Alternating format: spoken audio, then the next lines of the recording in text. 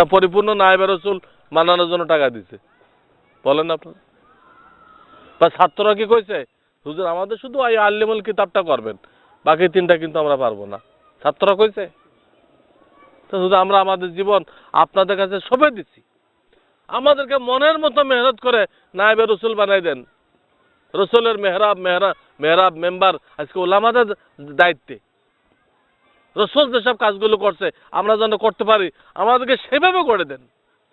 আল্লাহ চাইতেছে, আল্লাহ রসুল চাইতেছে, জনগণ চাইতেছে, ছাত্ররা চাইতেছে, আমরা চাইতেছি না কেন? আমরা চারও গুণওয়ালা তালেব ইলম কেন তৈরি করতেছি না? আমার কথা কি আপনারা বুঝছেন? খুব সংক্ষেপে বললাম আমি। আমরা রসুলের নায়েব, রসুলের ওয়ারিস, রসুলের চারও কাজের ওয়ারিস বানাই গেছে। কাজে আপনি মাদ্রাসায় থাকেন, আপনি মসজিদে থাকেন, আপনি খানকায় থাকেন, আপনি স্কুলে থাকেন, চারও কাজ আপনাকে করতে হবে। মসজিদে আছেন, ওখানে মেহনত করেন, এলেম শিক্ষা দেন, তাদেরকে দাওয়াত দিয়ে সাথে করে তবলিগে নিয়ে যান, ওখানেও তবলিগ চালু করেন, ওখানে এলেম শিখান, ওখানেও নামাজের মস্ক করান, উজুর মস্ক করান, ওদেরকে আত্মশুদ্ধি শিখান।